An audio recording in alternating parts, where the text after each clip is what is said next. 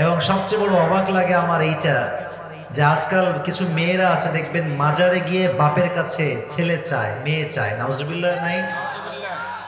আপনাদের আওয়াজ খুব মরা মনে হচ্ছে, এটা তো দিনাজপুরের আওয়াজ হইতে পারে না। দিনাজপুরের মধ্যে পড়ে না আপনাদের ফুলবাড়িটা? তো আপনারা এত আস্তে নাউজুবিল্লাহ কেন বললেন? জোরে সোরে বলেন নাউজুবিল্লাহ। মেয়েদের স্বভাব, মেয়েরা ন্যাচারালি একটু পাগলা টাইপের হয়। মানে পাগলা মানে এটা আগে কিসের ঠিক এটা আজীব কথাবার্তা। মানে আমি একটা কথা এদিক সেদিক বললে ঠিক বেঠিক উড়ায় দাও, তাই না? পাগলা মানে হচ্ছে আমি কাউকে ইনসাল্ট করছি না, আবেগ একটু বেশি হয়, তাই গাঞ্জাখোর বেশি চয়েস করে, ভালো ছেলে পছন্দ করতে চায় না। তো মেয়েদের আবেগটা একটু একটু কমাইতে হবে। মাথায় রাখবেন, সন্তান ছেলে হোক কিংবা মেয়ে হোক, দেওয়ার মালিক একজন। আওয়াজ দিয়ে বলেন তো তিনি কে? আমাদের স্পষ্ট বক্তব্য, আমরা কোনো মা বোনকে অসম্মান করে কথা বলি না। আমার মাও একজন নারী, আমার বোনও একজন নারী। নারী জাতকে যে সম্মান দিয়ে কথা বলতে পারে না, তার চরিত্রের সমস্যা আছে, ঠিক কিনা বলেন যুবকেরা? তো আমরা যদি ভুল না ধরিয়ে দিয়ে, মা বোন তো নষ্ট হয়ে যাবে। আমরা যদি ভুল না ধরে দিই, মা বোন তো ভুল বুঝতে পারবে না। আমি অনেক মেয়েকে দেখেছি যে এই মেয়েগুলো যুবকদের চরিত্র নিয়ে খেলে, যুবকদের জীবন নিয়ে খেলতে এরা খুব বেশি মজা পায়। কিন্তু এদের বোঝা উচিত, কারো জীবন নষ্ট করে কেউ কখনো সুখী হতে পারে নাই, আজীবনেও পারবে না। এজন্য আল্লাহ তাআলা আমাদের সবাইকে মানুষের জন্য কাজ করার তৌফিক দান করুক। মানুষ যেন আমরা সামনে কথা বলতে পারি, ইসলামের দাওয়াত দিতে পারি, আল্লাহ সবাইকে সেই তৌফিক দান করুক। সকলেই মন করে পড়ে আমিন। আজকের এই মাহফিলে কি মা বোনরা আসছে নাকি? ইন্না লিল্লাহ। তার মানে কি প্রথমের কথা শুনে ফেলছে নাকি আমার? আচ্ছা, কোন সাইডে আছে? পেছন সাইডে আছে? আপনাদের সাথে বেশি আছে? ওরে বাবা রে বাবা। মা বোনদের বিরুদ্ধে কিন্তু আমি কথা বলি না ভাই, মাফ করবেন, ঠিক আছে? আমি কিন্তু যেটা বলি বাস্তবতা বলি, এবং মা বোনদের অধিকার নিয়ে যা আমি কথা বলি, তো মা বোনরা হয়তো বা জানে যে মা বোনদের সমস্যা, অধিকার যা আছে, উইমেন্স রাইট, আমি এগুলো নিয়ে মাঝে মাঝেই কথা বলি। অতএব ভাবার কোনো দরকার না যে আসিফ হুজুর মনে হয় নারী বিরোধী লোক। না না না, আমি এরকম টাইপের একদমই লোক না। বাট মাঝে মাঝে যা বলি বিরুদ্ধে গেলে বুঝে নিবেন যে আমি আপনার সলিউশন দিচ্ছি আপনাকে, আমি আপনাকে ঠিক করতে চাই। হুজুররা যখন কারো বিরুদ্ধে কথা বলে, এটা বিরুদ্ধের কথা নয়, হুজুর ভালোবাসে বলেই ভুলটা ধরিয়ে দেয়, ঠিক কিনা বলেন যুবকেরা? অথবা আমাকে কেউ এনিমি ভাববেন না, শত্রু ভাববেন না।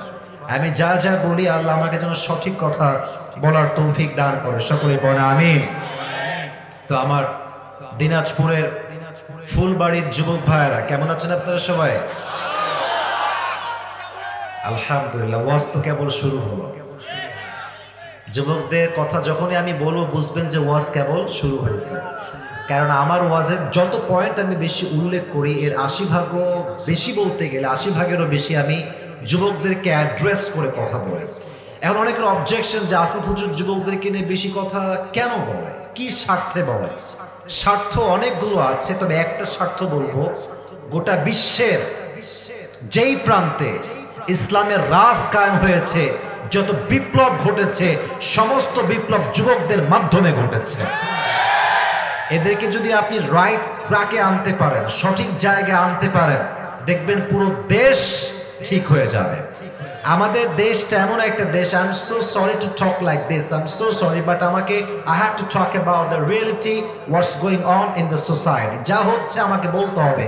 আজকালকার আমাদের এই বাংলাদেশে যারা সারা জীবন যাত্রা প্যান্ডেলের নাচ গান করেছে নর্তকীর মতো, সারা জীবন নর্তকীগিরি করেছে, এরাও সংসদে গিয়ে আলেমদের বিরুদ্ধে বক্তব্য দেওয়ার চেষ্টা করে। এবার খুব ভালো হয়েছে, খাইছো একটা বাস, এবার খুব ভালো হয়েছে। এই সমস্ত বেয়াদবদেরকে আমরা সংসদের মতো পবিত্র জায়গায় দেখতে চাই না। আমাদের কথা হচ্ছে, দেশ শাসন করবে তারা, জাতির নেতৃত্ব দিবে তারা, 5 ওয়াক্ত নামাজি হবে যারা। তো তোমরা হচ্ছে আবেগী, তোমাদের আবেগ একটু বেশি, তো তাই তোমরা যারে তারে ভালোবাসো, তোমরা টেরও পাও না তুমি কারে ভালোবাসো। আর আমাদের দেশ এমন একটা দেশ, সেলিব্রিটি হইলে ওর আর কিচ্ছু লাগবে না, ও এমনি পাস, ও এমনি পাস। তো মাথায় রাখবেন, সেলিব্রিটি হলেই কিন্তু সব দিকে মানুষ যোগ্যতা সম্পূর্ণ হয় না। আল্লাহ মানুষকে একটা ন্যাচারাল ফিতরত দিয়েছেন, তবিয়ত দিয়েছেন, যে যেই ফিল্ডে সেই ফিল্ডে পারফেক্ট। একজন ক্রিকেটার ক্রিকেট ফিল্ডে পারফেক্ট, একজন লেকচারার সে লেকচার ফিল্ডে পারফেক্ট, একজন বিজনেস ম্যাগনেট সে তার ব্যবসায় পারফেক্ট। এখন কেউ যদি অন্য প্রফেশন থেকে আর এক প্রফেশনে গিয়ে হিটলারি করে, বুঝতে হয় মাথায় সমস্যা শুরু হয়েছে, ঠিক কিনা বল? আল্লাহ আমাদের সবাইকে এই দেশটাকে সুন্দর করে পরিচালনা করার তৌফিক দান করুন, সকলেই পড়েন আমিন। তো বেশি কথার খুতবাতে এই ভূমিকায় বলতে চাই না, তাফসীর শুরু করতে চাই। কোরআন থেকে যা আয়াত তেলাওয়াত করেছি ইনশাআল্লাহ, তবে আমি এটাই চাইবো যে আপনারা সবাই অ্যাক্টিভ থাকবেন। তবে 3টা তাকবীর দিয়ে আমরা আমাদের মনোমাইন্ডকে ক্লিয়ার করতে চাই। যত আপনাদের অসুস্থতা, দুর্বলতা, উইকনেস সব কাটায় তোলেন। সবাই একটা কাশি দেন আমার সাথে। আরে ভাই, কিরে ভাই, মাইক কাশি দেয় কেন? তাকবীর দেন সবাই মিলে, লিল্লাহি তাকবীর। ও কাশি দিতে ভুলে গেছে, কাশি মারেন। গলা ক্লিয়ার হয়েছে সবার? আচ্ছা, 2টা তাকবীর আরো দিবেন, ঠিক আছে? 3টা দিব, তার মধ্যে একটা হয়ে গিয়েছে, আরেকটা লিল্লাহি তাকবীর। এবার বাঘের বাচ্চার মতো একদম গর্জন দিয়ে কথা, গর্জন দিয়ে তাকবীর দিবেন, লিল্লাহি তাকবীর। আল কোরআনের আলো, আল হাদিসের আলো, কোরআন হাদিস যেখানে, আলেম ওলামা যেখানে, দিনাজপুরবাসী যেখানে, ফুলবাড়িবাসী যেখানে, আল্লাহ কবুল করুন, সকলেই পড়েন আমিন। আজকে আমরা যে কিতাব থেকে তাফসীর শুনবো, এই কিতাবটার নাম, না দিনাজপুরের সাউন্ড খুব মোড়া মোড়া লাগে আজকে, কিতাবটার নাম বলতে সমস্যা আছে, বলো নাম কি? এই কোরআনে কোনো ভুল কি আছে? কোনো সন্দেহ কি আছে? এই কোরআনটা যে পড়বে, যে মানবে, যে বুঝবে, তার জন্য হেদায়েতের দরজা খুলে দিবে একজন। আওয়াজ দিয়ে বলেন তো তিনি কে? এই কোরআন যে পড়ে, যে মানে এবং যে মেনেছে এর আগে, ইতিহাস সাক্ষী, তাদের কপাল কি বন্ধ হয়ে গিয়েছে না খুলে গিয়েছে? আচ্ছা বলেন তো, এই পৃথিবীতে যারা এই কোরআনকে ফলো করে, কোরআন অনুযায়ী জীবন চালায়, তাদের ভাগ্যের চাকা কি বন্ধ হয়ে যায় না খুলে যায়? খুলে যায়। যেমনটা আল্লাহ তাআলা নিজেই বলেছেন, তাহা মা আনজালনা আলাইকাল কুরআনা লিতাশকা। ভাইরে ভাই, সাউন্ডটা ঠিক করেন, যেন এরকম বারবার সাউন্ড হলে যুবকদের কষ্ট হবে কথা শুনতে, একটু ঠিক করে দেন। বেস ঠিক রাখেন। না না, বেসটা পারফেক্ট ছিল, যা ছিল অ্যাজ ইট ওয়াজ বিফোর, ঠিক ছিল, বেসটা পারফেক্ট ছিল। আপনি জাস্ট ওই যে বাড়তি সাউন্ডটা হচ্ছে ওইটা ঠিক করবেন। আয়াতটা বলছিলাম, তাহা, বাড়ান বাড়ান বাড়ান, সাউন্ড বাড়ান ভাই। হ্যাঁ, এই তো ঠিক আছে, পারফেক্ট। তাহা মা আনজালনা আলাইকাল কুরআনা লিতাশকা। Allah says in this ayah, O my prophet, I have not sent to you this Quran that you be distressed. নবী হে, এই কোরআনটা আমি এই জন্য নাজিল করি নাই যে আপনি দুর্ভাগা হয়ে যাবেন, বরং কোরআনটা আমি আল্লাহ তাআলা এই জন্য নাজিল করেছি যাতে আপনার কপালের চাকাটা খুলে যায়, যাতে করে আপনি দুর্ভাগার চাইতে সৌভাগা হয়ে যান। সুবহানাল্লাহ পড়বেন না আপনারা সবাই? আপনি সৌভাগ্যবান হয়ে যাবেন, আপনার কপালের চাকা খুলে যাবে। এজন্য many of young people তারা আমাকে বলে, হুজুর, যেমনটা ভাই বললো আগে, ছেঁকা খেয়ে বেকার আর কি। হ্যাঁ, অনেক যুবক আসলে কিন্তু এরকম আছে, হার্ট ব্রোকেন। হ্যাঁ, জীবন যৌবন আর কিছু ভালো লাগে না, মরে যেতে মন চায়, আমি আর বাঁচবো না। আচ্ছা থামেন থামেন, আপনারা কল দিলে ভালো হয় ওখানে, যে কেন কারেন্ট নিবে আজকে, পুরো বছরে একদিন মাহফিল। জেনারেটর নাই? জেনারেটর নাই? জেনারেটর আছে? একটু অন করেন, ওপেন করেন। পুরো বছরে একদিন মাহফিল, তাও কারেন্ট নিলে হয়? এরকম সিস্টেমের মধ্যে পড়ে? খুবই খারাপ, এটা খুবই খারাপ। এটা বলে রাখতে হবে তো ফোন দিয়ে আপনাদেরকে, না তো আপনার সমস্যা ফেস করবেন তো এভাবে। মেহেরবানি করে একটু দেখেন, তো জেনারেটর দিতে হবে।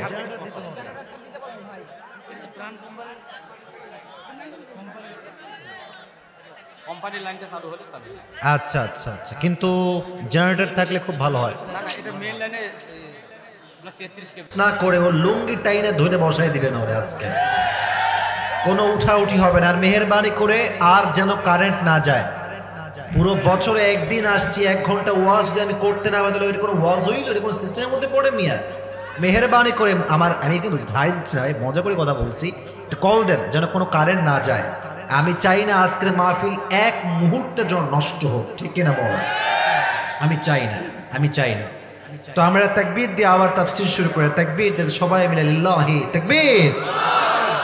তো বলছিলাম কোরআন পড়লে, মানলে, জানলে, বুঝলে ভাগ্যের চাকা কি বন্ধ হয়ে যায় না খুলে যায়? তো বলছিলাম যে অনেক যুবকদের জীবনে অনেক কষ্ট। তো অনেক যুবক দেখবেন জীবনের কষ্টকে হালকা করার জন্য কানে হেডফোন লাগিয়ে গান শুনে, অনেকে মদ খায়, অনেকে গাঞ্জা খায়। ছি ছি ছি ছি। মাথায় রাখবা, তুমি কষ্টে যত বেশি গান শুনবা তোমার কষ্ট কমবে না, কষ্ট আরো বেশি বেড়ে যাবে। আর তুমি যেই মাইয়ার জন্য গাঞ্জা খেয়ে বেকা হয়ে যাবে, ওই মাইয়ার টাকলাকে বিয়ে করে ঠিকই সুখী হয়ে যাবে, তোমার জীবন নষ্ট হয়ে যাবে। তোমাকে তোমার ক্যারিয়ার গড়তে হবে, এটা মাথায় রাখবা। কথাটা একটু শুনতে হাসি লাগতে পারে, বাট ইটস ট্রু, এটা সত্য কথা। মেয়েরা খুব চালাক, খুব চালাক। বেশিরভাগ মেয়ে দেখবা প্রেম করার সময় যে কোনো ছেলে হলেই চলবে, কিন্তু যখন বিয়ের টাইম আসবে টাকাওয়ালা ছাড়া জীবনেও মেয়ে বিয়ে করবে না, একদম লিখে রাখো এটা। অতএব তোমার সময় এখন আছে, তোমার বয়স 18, 19, 20, কথা কি বোঝা যায়? যদি আপনার রাগ করে যদি আমরা শুনবো না এসব, তাহলে বাদ দিলাম, আমি তাফসিরে যাবো ইনশাআল্লাহ। রাগটা করছেন নাকি আপনার যুবক ভাইরা আমার কথা? আমি কিন্তু একতরফা মেয়েদের দোষ দিচ্ছি না, আমি কিছু মেয়েদেরকে কথা বলছি যারা টাকার জন্য সব কিছু করতে রাজি হয়। বাট সেই মেয়েদের বোঝা উচিত নারীর সতীত্ব হচ্ছে পৃথিবীর সবচেয়ে দামি সতীত্ব, ঠিক না? এই কালকে ফেসবুক ঢুকছিলাম, কালকে মাগরিবের পরে মনে হয়, তো ঢোকার পরে দেখছি ফেসবুকে একটা মেয়ে ওই কোন কারে যেন বিয়ে করছে, 42 বছরের বড় মনে হয়। তো থামো, আগে হাই হাই করে কেন, আগে শুনো তো আমার কথাটা। তো সেই মেয়েটাকে বলছে যে আপনি এই বুড়াকে কেন বিয়ে করলেন, সাংবাদিক বলতেছে। তো মেয়েটা ঘুরাচ্ছে পেঁচাচ্ছে যে I really love him, I can feel him, I support him and he also loves me so much. আমি বলতেছি যতই ঘোরাও আমি জানি তুমি টাকার জন্যই বিয়ে করেছো, অন্য কোনো কারণে এখানে না। ওই সব স্লোগান আমাদেরকে দিবেন না। আপনার 62 বছরের বুড়ারে ফিল হয়, বাটপারি করার জায়গা পান না নিয়ে, তাই না? আর এদের জন্য যুবকদের চরিত্র নষ্ট হচ্ছে, যুবকরা টাকা কামাতে গিয়ে সুদের সঙ্গে আজকে জড়িত হয়ে যাচ্ছে, ঠিক কিনা বলা? আল্লাহ আমাদের সবাইকে হেদায়াত দান করুক, কোরআন অনুযায়ী জীবন চালাবার তৌফিক দান করুক, সকলে পড়া আমিন। তো আজকে আমরা যে সূরা থেকে তাফসীর শুনবো, সূরাটা হচ্ছে সূরাতু আলে ইমরান। বলেন সূরাটার নাম কি? আলে ইমরান। আমি কিন্তু সবার থেকে রেসপন্স পাচ্ছি না, কেন যেন আপনার মাঝে মাঝে মরে যাচ্ছে। I don't know why, but you have to answer me loudly man. কারণ আমরা দিনাজপুরের সন্তান, আমরা বিড়ালের বাচ্চার মতো নয়, সিংহের মতো গর্জন দিয়ে আমরা কথা বলবো। সূরাটার নাম কি? মাশাআল্লাহ। আয়াত সংখ্যা হচ্ছে 102। বলেন আয়াত সংখ্যা কত? 102। এই আয়াতে আল্লাহ তাআলা আমাদেরকে অ্যাড্রেস করে দুটি মেসেজ দিয়েছেন। যুবক ভাইরা, কয়টা মেসেজ? দুইটা। Number 1, Allah says in this ayah, Ya ayyuhalladhina amanu ittaqullaha haqqa tuqatih wa la tamutunna illa wa antum muslimun. The first message is, O you who believed, fear your Lord as he should be feared.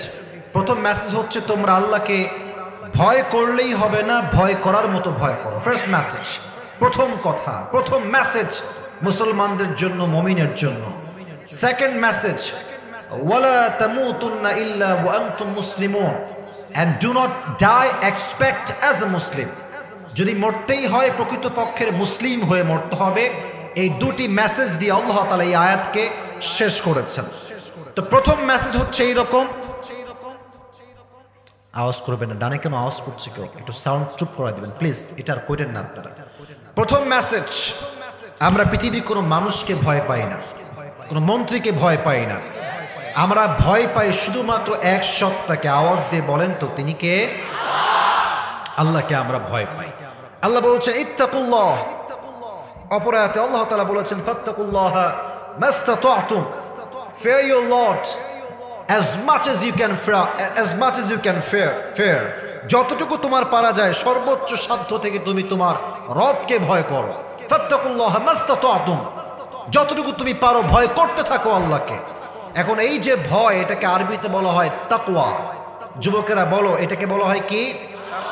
আমি শুরুতেই বলছি, তোমাদের এই ওয়াজটা জীবনে অনেক অনেক অনেক চেঞ্জিং আনবে, অনেক পরিবর্তন আনবে। একটু মনোযোগ দাও। শোনো, তুমি মাথায় রাখবা, তুমি যে আমার 1 ঘন্টার ওয়াজ শুনছো যুবক, তুমি আমার পুরো জীবনের একটা স্টাডির একটা অংশ শুনছো। আমি 10 বছর যা অর্জন করেছি আমি 1 ঘন্টায় তা দিচ্ছি। অতএব তুমি মনে করো হুজুর ওয়াজ করলো ঠিক বেঠিক কাঁপায় দিব বলে, না না না, এখানে ঠিক বেঠিক বলাটা মূল ফ্যাক্ট নয়। কতটুকু শুনছি, কতটুকু মানছি, এটা হচ্ছে মূল ফ্যাক্ট। ঠিক কিনা বলেন যুবকেরা? তাকওয়া মানে হচ্ছে আল্লাহর ভয়। এই তাকওয়ার ডেফিনেশন হচ্ছে 2টা, সংজ্ঞা হচ্ছে 2টা। একবার উবাই ইবনে কাব রাদিয়াল্লাহু তাআলা আনহু কে ওমরে ফারুক রাদিয়াল্লাহু তাআলা আনহু বলেন, ইয়া উবাই ইবনে কাব, বলো তো মা তারিফুত তাকওয়া, what is the definition of তাকওয়া? তাকওয়া কাকে বলা হয়, আমাকে একটু ব্যাখ্যা করে বোঝাও। তো উনি একটা অসাধারণ এক্সাম্পল দিয়েছেন, উদাহরণ দিয়েছেন। আচ্ছা, আপনারা সবাই অ্যামাজন জঙ্গলের নাম শুনেছেন? আফ্রিকাতে একটা বিশাল বড় জঙ্গল আছে, নাম শুনেছেন আপনারা সবাই? জঙ্গলে যখন আপনি হাঁটবেন, আমাদের দেশেও অনেক দেখবেন জঙ্গল আছে, তো দেখবেন জঙ্গলে গেলেই এই যে জমিন, যেটা মাটি, মাঝে মাঝে কাটা থাকে না? এই কথা বুঝে বলেন, থাকে না?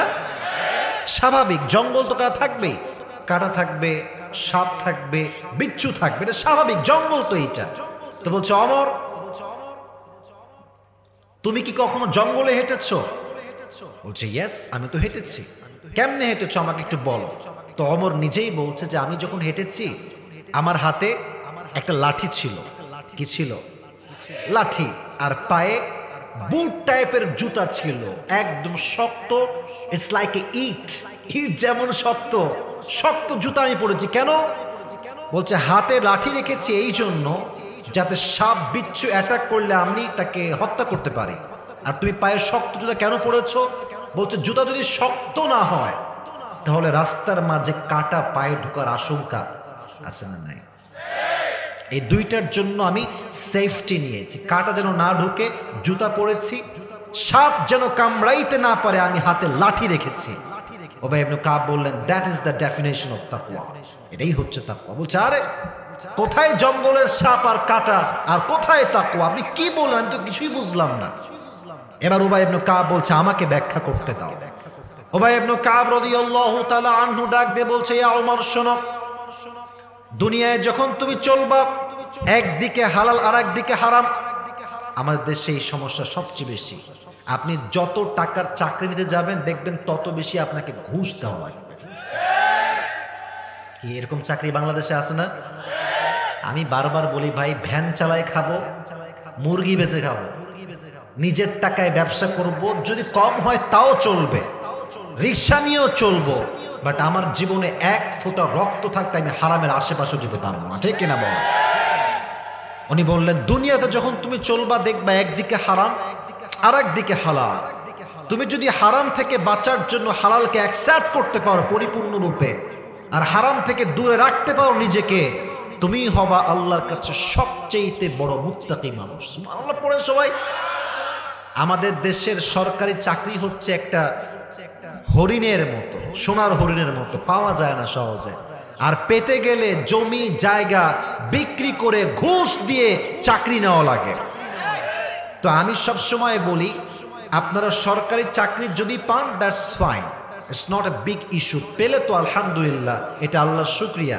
তবে আমি বলবো চাকরির পেছনে না দৌড়িয়ে নিজেকে যোগ্যতা সম্পন্ন মানুষ হিসেবে গড়ে তুলবেন। মাথায় রাখবেন, একজন সাধারণ মানুষ যে হয়তোবা 10 পাস করেছে, তার মেধাকে খাটিয়ে সে এমন যোগ্যতা অর্জন করেছে যে 10 পাস একজন লোকের আন্ডারে 10,000 মাস্টার্স কমপ্লিট করা, পাস করা লোক তার আন্ডারে কাজ করে। কথাকে আমি মিথ্যা বলেছি না সত্যি বলেছি? আচ্ছা, আপনারা সবাই ঢাকার নাম শুনছেন? ঢাকা গাজীপুর নাম শুনছেন? গাজীপুরের নাম শুনছেন না আপনারা? গাজীপুরে যদি যান কখনো দেখবেন যে বিশাল বড় বড় গার্মেন্টস কারখানা। আমি অনেকের সঙ্গে পরিচিত আমার আছে, কথাবার্তা হয়। তো দেখেছি যারা গার্মেন্টসের বিশাল বড় বড় মালিক 10 পাস করছে, কেউ 8 পাস করছে, কেউ আবার পড়াশোনাই করে নাই, বাট যেই বড় গার্মেন্টস কয়েক কোটি টাকার বিজনেস, তার জাস্ট আইডিয়া, যোগ্যতা, স্কিলস ডেভেলপ। তুমি মাথায় রাখবা তোমার চাকরি তোমাকে কখনো বড়লোক করবে না, বাট ব্যবসা করবা তুমি নিমিষে বড়লোক হয়ে যাবে। এটা আমার কথা, নবীজির কথা। যদি জীবনে বরকত আনতে চাও চাকরির পেছনে নয়, যোগ্যতা এবং ব্যবসা নিয়ে কাজ করতে হবে। ঠিক কেনা বলো যুবকেরা? অতএব যেই চাকরি আমরা করি না কেন, হারাম চাকরি করব না হালাল চাকরি করব। এটা আমি শুনে আমি আবার যেতে চাই দ্বিতীয় হাদিসে। বলেন হারাম চাকরি না হালাল চাকরি? হালাল। এটা হচ্ছে 1 নাম্বার ডেফিনেশন। হালালকে অ্যাকসেপ্ট করব, হারামকে অ্যাভয়েড করব। যেই করবে সেই হচ্ছে মুত্তাকি। সুবহানাল্লাহ পড়বেন না আপনারা সবাই? তাকওয়ার দ্বিতীয় ডেফিনেশন হচ্ছে, তাকওয়া মানে হচ্ছে no one can see but Allah can see, no one can observe but Allah can observe. যেটা কেউ দেখে না, কেউ শোনে না, সেটা শোনে একজন, দেখে একজন, তিনি কে? রাতের বেলা যখন তোমরা যুবক ভাইয়েরা, হাজারো যুবক দেখবেন, আমি তোমাদের কথা বলছি না, জানি না কে কেমন, এখানে আমি ওকে চিনিও না। অনেক যুবক আছে কবে যে ফজর নামাজ জামাতের সঙ্গে পড়েছে বলতেই পারবে না। আপনার কথা বলছি না, আমি অনেকের কথা বলছি। কবে পড়েছে ও বলতে পারবে না। কেমনে বলবো? রাত 3টা 4টা পর্যন্ত জান খাইছো, কি করো, কোথায় আছো? রাত 3টা 4টা পর্যন্ত যে যুবক লুচ্চামি করে গার্লফ্রেন্ডের সঙ্গে, সে ফজর নামাজ জামাতে পড়বে কেমন করে? ঠিক কেন বলেন যুবক ভাই? কেউ দেখে না, কেউ শোনে না, শোনে একজন, আওয়াজ দিয়ে বলেন তো তিনি কে? এজন্য এটাকে বলা হয় তাকওয়া। যদি কেউ এটাকে মাথায় ধারণ করতে পারে যে আল্লাহ আমাকে দেখছে। আচ্ছা, আমাদের দেশে তো দুর্নীতি নাই মনে হয়? না, নাই, একদমই নাই। এত আস্তে বললেন কেন? আছে, জোরে বলেন আছে না নাই? এটা ছোট কোনো করাপশন নয়। তুমি কি বোঝো যুবক? তুমি তো আছো ব্যাংকের কুয়ার মতো। এই দেশের কোটি কোটি টাকা, হাজার কোটি টাকা বিদেশের মাটিতে পাচার করে দেওয়া হয় দেশ থেকে। ঠিক কিনা বল? করাপশন। তারা কি বলছে যে আমারে আমার নেতারা না জানলেই হইল, আল্লাহ আমার তো দেখবেই না। অথচ আল্লাহ দেখছে কি দেখছে না?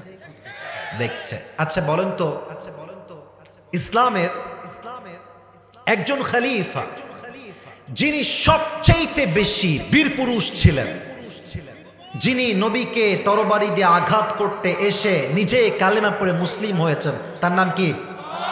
ওমরে ফারুক। তাকওয়া কারে কয়? তাকওয়ার গুণ কারে কয়? আমি বুঝাই দিব আজকে ইনশাআল্লাহ। ওমরে ফারুক একদিন রাতের অন্ধকারে বের হয়েছেন রাষ্ট্রের খবর নেওয়ার জন্য, কে কোন অবস্থায় আছে দেখার জন্য। হঠাৎ করে এক বাসার সামনে তিনি থ মেরে দাঁড়িয়ে গিয়েছেন। দেখছেন বাসার ভেতর থেকে 2 জন কথা বলছে, মেয়ে এবং মেয়ের মা। বলেন যুবকেরা, মেয়ে এবং মেয়ের মা। তো ওমর শুনছেন যে what they are talking about, তারা কি বলছে। তো মাথায় একটা আওয়াজ আসছে কানে, যে মা বলছে এই যে দুধের একটা পেয়ালা নিয়ে এসে বলছে, এই শোন, দুধের পেয়ালায় তুই এখন পানি মিশাবি, সকালবেলাটাকে আমরা বেশি ওজনে বেশি দামে বিক্রি করব। তো মেয়ে বলছে, আম্মা জান no no I am so sorry, আমি পারবো না। কারণ আপনি কি ওমরের নাম শোনেন নাই? বলছে হ্যাঁ শুনেছি, আমাদের রাষ্ট্রনায়ক তিনি তো ফরমান জারি করেছেন যে রাষ্ট্রের কেউ কখনো দুধের সঙ্গে পানি মিশাতে পারবে, আমি পারবো না।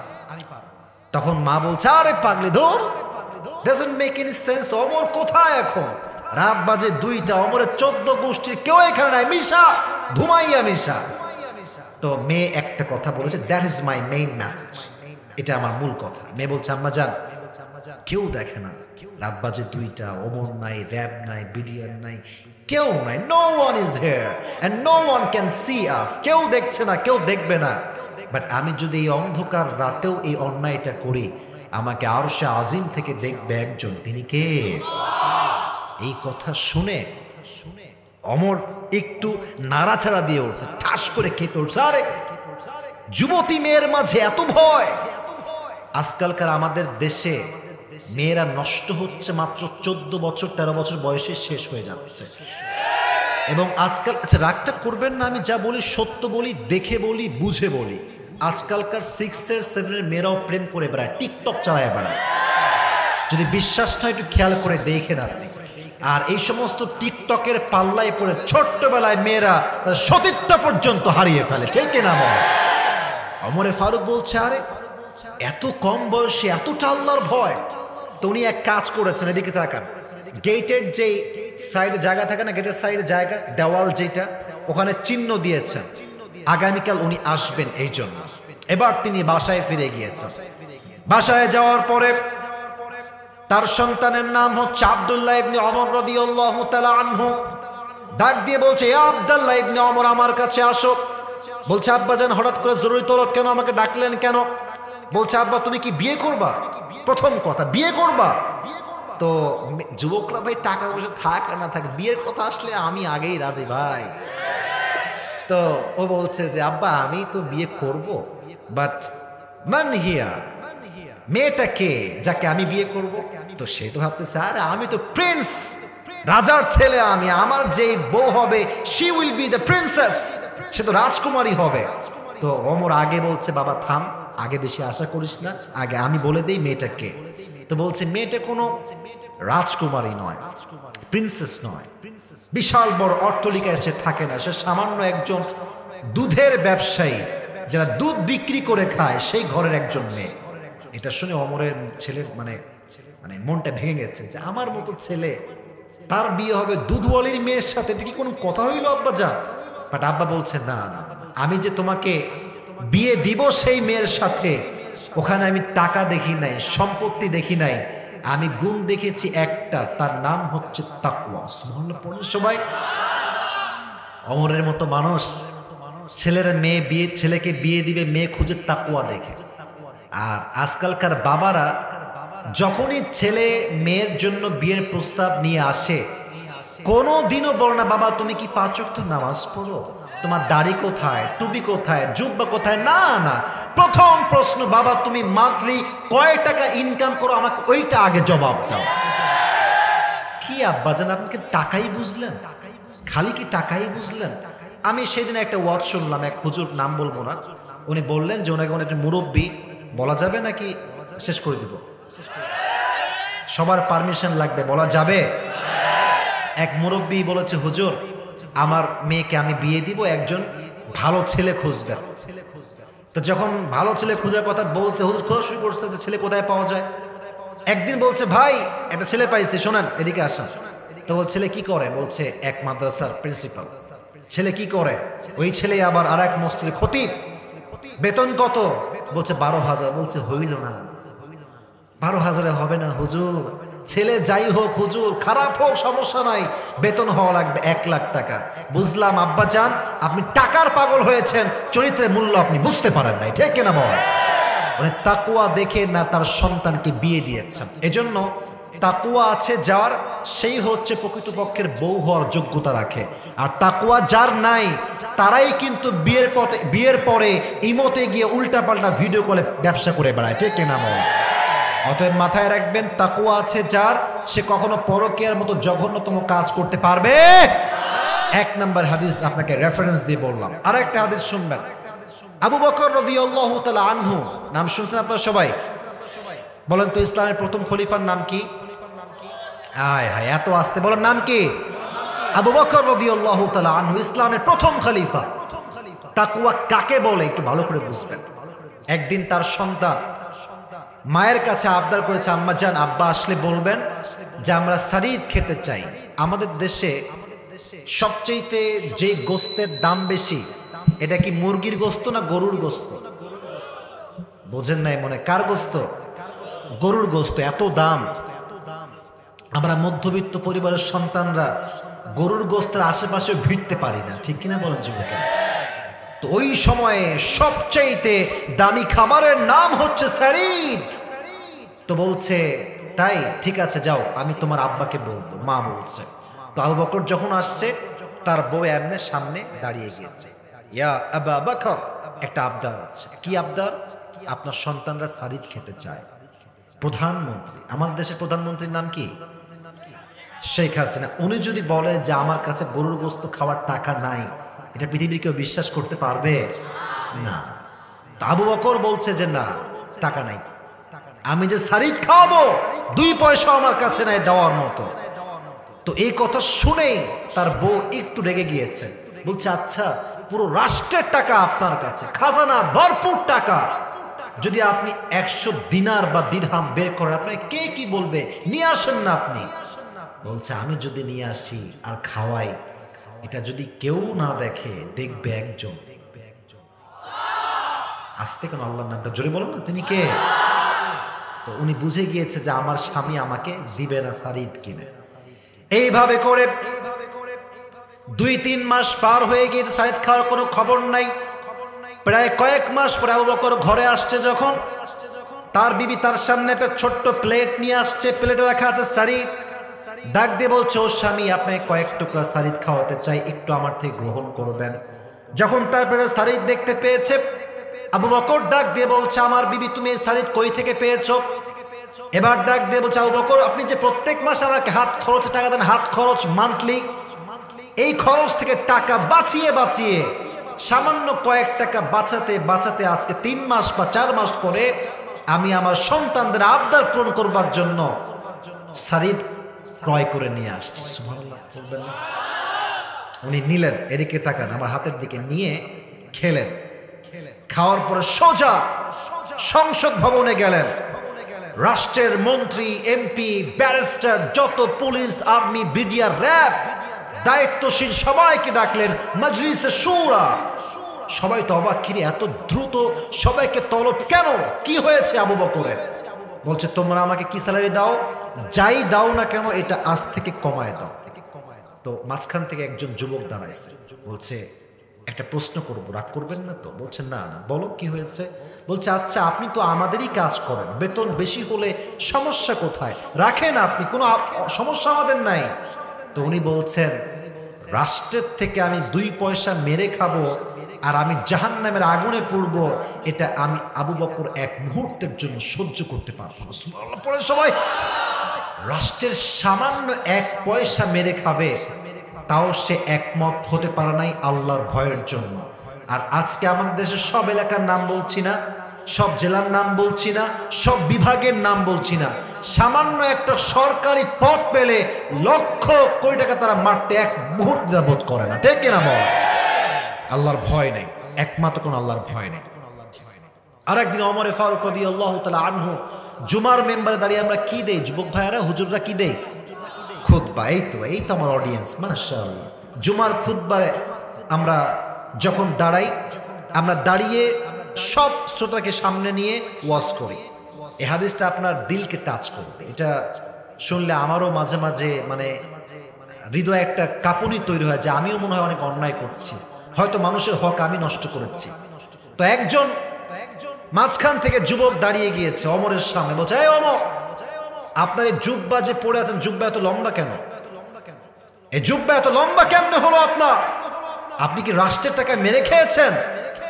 এই কথা বলে একদম পুরো মজলিসকে থ মেরে দিয়েছে, সব অবাক। রাষ্ট্রপ্রধানকে এই প্রশ্ন!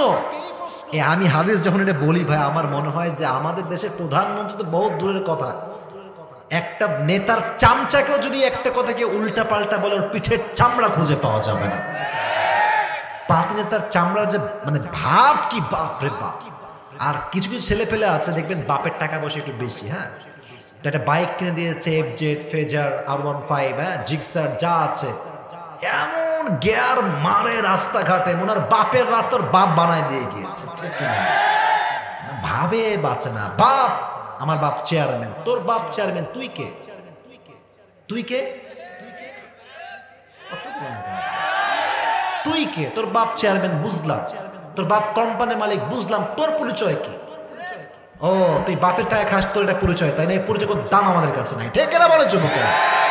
ভাবের জায়গা পায় না। কিন্তু আমার দিকে তাকান, ওমরে ফারুক এই কথা শুনে কোনো রিয়াকশন নাই, রাগ নাই, ঢাক নাই, এটা মুচকি হাসি দিলেন। পাশে ছিলেন তার সন্তান আব্দুল্লাহ ইবনে ওমর, দাঁড়িয়ে গিয়েছে, বলছে ভাই কি প্রশ্ন? আমি জবাব দিব, থামেন। আপনার প্রশ্ন কি ছিল? আচ্ছা আমি যে পড়ে আছি এটা কি পাঞ্জাবি না জুব্বা? কথা কয় না, পাঞ্জাবি না জুব্বা? মাথায় রাখবেন, জুব্বার সংজ্ঞা হচ্ছে জুব্বা হয় লম্বা, একদম টাকনুর বরাবর আসে, আর পাঞ্জাবি যেটা হয় এটা শর্ট হলে হাঁটুর উপরে আসে, আর লং পাঞ্জাবি হলে হাঁটুর নিচে যায়। যার যেমন চয়েস সে তেমনটা পরে। তো তোমার জুব্বা এত লম্বা কেন, তার প্রশ্ন হচ্ছে এইটা। এবার সন্তান বলছে, শোনো কেন লম্বা হয়েছে। রাষ্ট্রের পক্ষ থেকে প্রত্যেক বছর 2টা জামা আমাদেরকে দেওয়া হয়, একটা বাবার জন্য আর একটা আমার জন্য। এবার যেই জামা দেওয়া হয়েছে, বাবার জামাটা অনেকটা শর্ট হয়ে গিয়েছে। রাষ্ট্রের প্রধানমন্ত্রী যদি শর্ট জুব্বা পরে তার ব্যক্তিত্বের সঙ্গে এটা মানায় না। আব্বা চাইলে নতুন একটা জুব্বা ক্রয় করতে পারতেন, বাট আব্বা তা করেন নাই, কারণ ভয় করে একজনকে আওয়াজ দিয়ে বলেন তো তিনি কে। আব্বা নতুন জামা ক্রয় করে নাই, আমাকে বলছে, এই আব্দুল্লাহ যাও তোমার জুব্বা আমার কাছে নিয়ে আসো। জুব্বা যখন নিয়ে আসছে, এই দেখেন এটা হচ্ছে অমরের জুব্বা, আর এক হাতে হচ্ছে তার সন্তানের জুব্বা। 2টা নিয়ে এসে দর্জিকে দিয়ে তালি লাগাইছে, তালি লাগিয়ে জুব্বা পরেছে, এবং জুব্বাটা একটু লম্বা হয়ে গিয়েছে, তাই সে টাকনু বরাবর থেকে একটু সামান্য লম্বা হয়েছে। বাট ওমরে ফারুক চাইলে কয়েক লক্ষ টাকা দিয়ে দামে জুব্বা কিনতে পারতেন, বাট তিনি একটা পয়সা মারেন নাই, কারণ ভয় আছে একজনের। তিনি কে? যাদের হৃদয়ে আছে আল্লাহর ভয়, তারা কভু পথ ভুলে যায় না। আল্লাহর প্রেম ছাড়া এই দুনিয়ায় কারো কাছে কোনো কিছু চায় না। ঠিক কিনা বলেন যুবকেরা? রাতের আধারে যারা সিজদাতে রয়, দু চোখের অশ্রুতে নদী যেন বয়। ছলনার হাত ছানি যতই আসুক, ছলনার হাত ছানি যতই আসুক, পেছনে ফিরেও সে তাকায় না। পড়েন, যাদের হৃদয়ে আছে আল্লাহর ভয়, তারা কভু পথ ভুলে যায় না। আল্লাহর প্রেম ছাড়া এই দুনিয়ায় কারো কাছে কোনো কিছু চায় না। ঠিক কিনা বলেন যুবক ভাইরা? অতএব যেই নেতার হৃদয়ে, যেই মন্ত্রীর হৃদয়ে, যে মেম্বারের হৃদয়ে আল্লাহর ভয় থাকবে, সে রাষ্ট্রের টাকা 1 পয়সা মারার কোনো সাহস খুঁজে পাবে না। আল্লাহ আমাদের সবাইকে আল্লাহর ভয়টা অর্জন করার তৌফিক দান করুন। সকলেই পড়া আমিন। সর্বশেষ একটা আয়াত বলবো, তাকওয়ার পুরস্কার লাগবে তো একটা, তাই না? আমি যে এই গুণটা অর্জন করব, গুণের একটা পুরস্কার বলেন না কেন, আছে না নাই? ওয়ালিমান খাফা মাকাম রাব্বিহি জান্নাতা, এটা হচ্ছে তাকওয়ার পুরস্কার। তাকওয়ার পুরস্কার, যে তাকওয়া অর্জন করবে তার জান্নাত একটা নয়, আল্লাহ থেকে 2টি জান্নাতের মালিক বানিয়ে দেবে। এবার বলেন সবাই খুশি না বেজার? আচ্ছা, রাস্তাঘাটে যখন আপনার, আচ্ছা দিনাজপুরে একটা ঘোরার জায়গা আছে না, কি নাম এটা, কোন দিকে ভাই?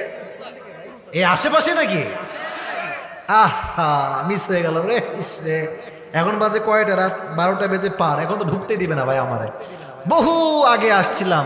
এটার নাম কি বললেন? স্বপ্ন? আচ্ছা আচ্ছা, আল্লাহ যদি বাচ্চা দেখে একদিন দেখে যাবো ইনশাআল্লাহ। তো যখন স্বপ্নপুরি যাবেন, জাস্ট ফর এন এক্সাম্পল, এটা কোনো বাস্তবতা না, আমি জাস্ট এক্সাম্পল দিচ্ছি। কালকে আপনি গেলেন মনে করেন, দেখবেন যখন শুক্রবারে কোনো টুরিস্ট স্পটে যাবেন, কক্সবাজার হোক, সেন্ট মার্টিন হোক, সিলেট হোক, চা বাগান হোক, দেখবেন যে অবাধে মেয়েরা জিন্সের প্যান্ট পরে, টি শার্ট পরে, টাইট ফিটিং জামা পরে ঘুরে বেড়াচ্ছে। ঠিক কিনা বলেন? তো এটা আবার মা বোনরা রাগটা করবেন না, আমি জাস্ট বোঝাবার স্বার্থে বলছি। তো আমরা বলবো দুঃখের কথা, তারা পড়লে দোষ হয় না, যুবকরা তাকাইলে দোষ হয়ে যায়। তা আমরা যখন মানে ওয়াজ করি পোশাক ঠিক করতে হবে, তখন মেয়েরা বলেছে আমাদের পোশাকের তোমাদের চোখের দোষ। আচ্ছা, আপনাদের যে দিনাজপুরের যে মেইন রোড দিয়ে আমি আসলাম, আমার যে গাড়িটা বিশাল বড় গাড়ি আর কি, লম্বা গাড়ি, তো যদি আমি মনে করেন গাড়ি চালাচ্ছি, মনে করেন 100-তে, মানে আমার গাড়ির স্পিড কত? 100। আচ্ছা, মেয়েরা যদি বলে যে চোখের দোষ, চোখ সব সময় থাকবে নিচের দিকে, আচ্ছা মানলাম, দ্যাটস ফাইন, দ্যাটস ওকে, আমি চোখ নামাবো নিচের দিকে। এবার আমি গাড়ি চালাচ্ছি 100, বিশাল স্পিডে গাড়ি আছে, সামনে দিয়ে একটা মেয়ে যাচ্ছে, জিন্সের প্যান্ট পরা, টি শার্ট পরা, তখন ভাবছি কি রে, তাকাইলে তো চোখের দোষ হয়ে যাবে, তাকাবো না আজকে, গাড়ি থাকা 100-তে, চোখ নামাইলাম আমি নিচে। বুঝলে বুঝপাতা, না বুঝলে গাড়ি যে কোন দিক যাবে তা তো বাদ দিলাম, আমি নিজেও মরবো, সামনে যেই কয়টা আছে ওইগুলো নিয়ে আমারে মরতে হবে। ঠিক কিনা বল? তো মেয়েদের লজিক যদি আমরা মানতে চাই, এই মরা ছাড়া কোনো গতি আমাদের জীবনে নাই, ঠিক না বলেন? তবে মেয়েদেরকে আমি ছোট্ট একটা পাল্টা লজিক দিচ্ছি বোঝাবার স্বার্থে। যদি পোশাকের দোষ না হতো তাহলে বাংলাদেশের 90% ধর্ষণ যা হয়েছে বেশিরভাগ ধর্ষিতা নারী হচ্ছে জিন্সের প্যান্ট এবং টি শার্ট পরিহিতা নারী ছিল তারা।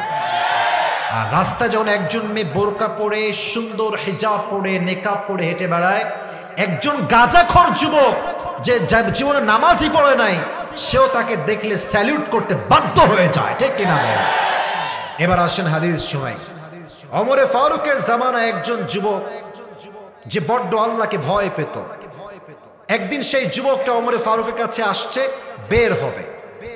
বের হয়ে দেখছে একজন নারী তার বাসাই হচ্ছে ওমরে ফারুকের আশেপাশে।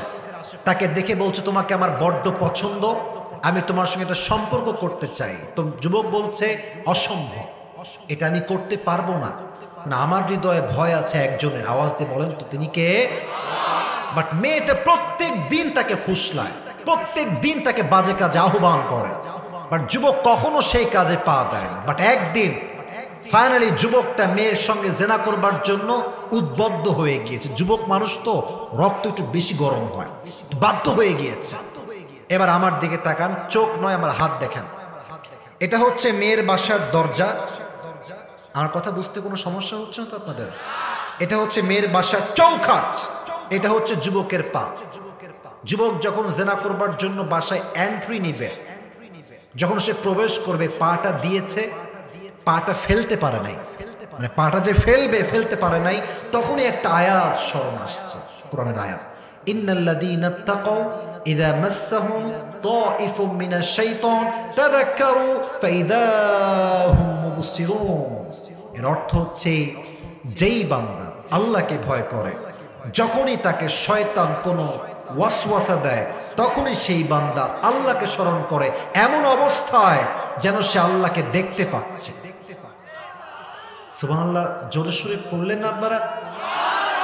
এই আয়াত যখন স্মরণ আসছে, এই পা দেখেন, পাটা এদিকে দিয়ে উল্টা হয়ে অজ্ঞান হয়ে পড়ে গিয়েছে, সেন্সলেস, জ্ঞান হারিয়ে গিয়েছে। এবার ওই মেয়ে যখন বাসার থেকে বের হয়েছে যুবকের সঙ্গে বাজে কাজ করবার জন্য, বের হয়ে দেখছে যুবকটা অজ্ঞান হয়ে পড়ে আছে। ওই মেয়ে ভাবছে যুবক মনে মরে গেছে, শেষ। এবার ওকে তুলে ওর লাশটা ওর বাবার বাড়ির সামনে রেখে দিয়ে আসছে। বাবা যখন বের হয়েছে দেখছে আমার ছেলের লাশ পড়ে আছে, বাট কপাল ভালো, ছেলেটা আসলে এখনো মরে নাই, এখনো জ্ঞান আছে। আব্বাজান নিয়ে পানি ঢালছে, চোখ খুলেছে, চোখ খুলেই সেই যুবকটা ওই আয়াতটা রিপিট করেছে, যে আয়াত তার মাথায় স্মরণ আসছে। এইটা বলে কালেমা পড়তে পড়তে মৃত্যুবরণ করেছে। সুবহানাল্লাহ পড়বেন না? কিন্তু বাবা তো, সন্তান মরলে যে তোমার কষ্ট লাগে ভাই, তো আব্বা প্রচন্ড পরিমাণে আঘাত পেয়েছে। ওমরে ফারুক নিজেই তার জানাজার ইমাম ছিল, নিজেই তাকে জানাজা দিয়েছে, কবর দিয়েছে। এবার আসেন মূল কথা, মূল মেসেজ। যখন জানাজা শেষ, কবর দেওয়া শেষ, আব্বাজান কাঁদছে কবরের পাশে দাঁড়িয়ে। ওমরে ফারুক বলছে, আব্বাজান ডোন্ট ক্রাই, কাঁদবেন না। আল্লাহ বলেছেন, ওয়ালিমান খাফা মাকাম রাব্বিহি জান্নাতান, যে আল্লাহর ভয় রাখবে আল্লাহ তাকে দুটি জান্নাত দিবে। এই কথা যখনই সে বলেছে, কবর থেকে যুবক নিজেই জবাব দিয়ে বলছে, ওমর, আল্লাহ আমাকে অলরেডি 2টি জান্নাত দান করে দিয়েছে। ওয়ালিমান খাফা মাকাম রাব্বিহি জান্নাতান, এটা কোরআনের আয়াত, কোনো বানানো কথা নয়। সূরা রহমানে আল্লাহ তাআলা বলছেন, ওয়ালিমান খাফা মাকাম রাব্বিহি জান্নাতান, তোমরা আল্লাহর ভয় অর্জন করো, বিনিময়ে আমি আল্লাহ তাআলা তোমাকে 2টি জান্নাতের মালিক বানায় দেব। সুবহানাল্লাহ পড়বেন না? আর আপনারা সবাই জানেন হাদিসটা, যে সবচাইতে ছোট জান্নাত এই পুরো পৃথিবীর চাইতে 10 গুণ বড় হবে। তাহলে আপনি পাবেন বড় জান্নাত, তবু এটা একটা নয়, 2টা। তাহলে এটা কত বড় হতে পারে? Just try to feel it, একটু অনুধাবন করেন। অতএব যতদিন আমরা বেঁচে আছি, আমাদের হৃদয়ে ভয় থাকবে একজনের জন্য। আওয়াজ দিয়ে বলেন তো তিনি কে? আচ্ছা, একটা বিষয় খুব ভালো লাগলো, যে বেজে গেছে প্রায় 12:30 পার, তবু আপনাদের মাঝে কোনো উঠাউঠি নাই, কোনো বিরক্তি ভাব নাই।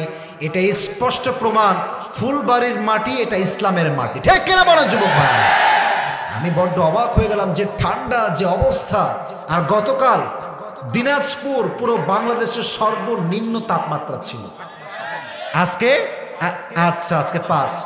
আর কালকে যে পরিমাণ কুয়াশা দেখেছি, আল্লাহু আকবার, আমি আমার মাহফিলের জগতে এই পরিমাণ কুয়াশা আমি জীবনেও দেখি নাই। গাড়ি চলেছে মাত্র 10 বা 15-তে। তো আজকে কুয়াশা তুলনামূলক অনেকটা কম আছে, তাই ঠান্ডা মনে হয় একটু কম লাগছে।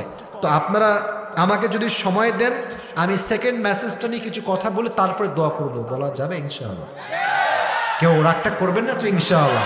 তাহলে একজন যুবককে আমি চাই যার বউটো কেউ নাই, সিঙ্গেল পার্টি, সে দাঁড়িয়ে একটা বাঘের বাচ্চার মতো তাকবীর দিবে দাঁড়িয়ে। কে আছে?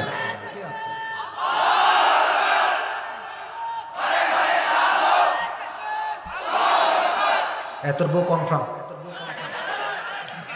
আর বউ কনফার্ম? আচ্ছা, কি লিখেছেন? আচ্ছা আচ্ছা ঠিক আছে, ওইটা ব্যাকশট আমি দিব, সমস্যা নেই, রাখেন এটা।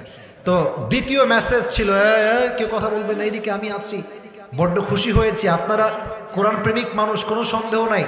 এবং আমি যেখানে যাব আমি বুক ফুলিয়ে বলবো দিনাজপুরের মাটি হচ্ছে সব ইসলাম প্রেমিকদের মানুষ। ঠিক কিনা বলেন যুবক ভাইরা?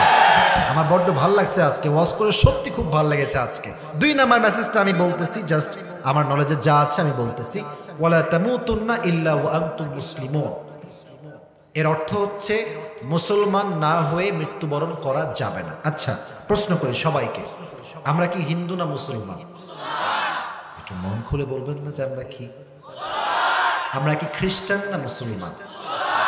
আমরা কি বৌদ্ধ না মুসলমান? এই যে মুসলমান হয়েছেন সবাই, খুশি না বেজা? শুধু যে মুসলমান হয়েছেন এজন্য মুসলমান হয়ে শুকরিয়া তান সকলেই পড়েন আলহামদুলিল্লাহ। তো আল্লাহ তাআলা বলছেন তুমি মুসলমান হয়ে মরবা। আমরা তো মুসলমান হয়েই আছি, তার মানে বোঝা গেল আমাদের মুসলমান হওয়া আর আল্লাহর মুসলিম হয়ে মৃত্যুবরণ করার আদেশ পার্থক্য আছে, পার্থক্য আছে। আমরা মুসলিম হয়েছি নামে, কাজে মুসলমান হইতে পারি নাই। আপনি দেখবেন বাংলাদেশের অনেক মসজিদের সভাপতি ঘুষ খায়, সুদ খায়। আমি কোনো মসজিদ চিনি না, দিকে তো আমি আসিনি জীবনে কখনো। আমি আমারটা বলতেছি, আমি জীবনে অনেক দেখেছি যার বউ পর্দা করে না সে মসজিদের সেক্রেটারি হয়ে বসে আছে। যে জীবনে 5 ওয়াক্ত নামাজ কখনো একদিনে জামাতের সঙ্গে পড়ে নাই, সে মসজিদের সবচেয়ে বড় দায়িত্ব নিয়ে বসে আছে। ঠিক কিনা বলেন? আবার দেখবেন এরাই এসে ইমাম সাহেবকে, ইমাম সাহেব কি খবর, কেরাতে তো লম্বা হলো কেন, ওরে বাটপা। আর দেখবেন কিছু লোক আছে পুরো সপ্তাহ কোনো খবর নাই, জুমার দিন আসে। আসে কেমনে, লুঙ্গি বানতে বানতে আসে, যখন ইমাম সাহেব আল্লাহু আকবার দিছে কেবল, আর যখনই সালাম ফিরাবে বামে ফিরার আগেও লুঙ্গি তুলে দৌড় মারে। আবার এই লোকটা চায়ের দোকানে বসে বসে হুজুরদের বদনাম আর গীবত করে বেড়ায়। এদেরকে দেখলে মন চায় পিটাই ধরে, বাট আমাদের তো সে শক্তি নাই। আমরা হেদায়েতের দরকার, এদেরকে হেদায়েত দান করব। আমিন। আল্লাহ বলছেন প্রকৃত পক্ষের মুসলিম হওয়া, এটা আমার শেষ কথা বলছি, এটা আমার শেষ কথা। প্রকৃত পক্ষের মুসলিম যে হতে চায়, এটা হচ্ছে কপাল, এটা হচ্ছে নাক, এটা হচ্ছে চোখ, এটা হচ্ছে গাল, এটা হচ্ছে হাত, এটা হচ্ছে পা। প্রকৃত পক্ষের মুসলিম যদি কেউ হতে চায়, প্রত্যেকটা অঙ্গ প্রত্যঙ্গকে যে হারাম থেকে বাঁচাতে পারবে, হাদিসে এসেছে, সেই হবে প্রকৃত পক্ষের মুসলিম। এবার আসেন আমার চোখ দিয়ে বোঝাই। চোখটা মুসলিম কেমনে হবে? যখন আপনি এই চোখ দিয়ে বাজে কোনো ভিডিও মোবাইল ফোনে না দেখবেন। এই চোখটা মুসলিম তখন হবে মেয়েদের জন্য যখন এই চোখটা দিয়ে মেয়েরা স্টার জলসা আর বলিউড মুভি না দেখবে। ঠিক কিনা বলেন যুবকেরা?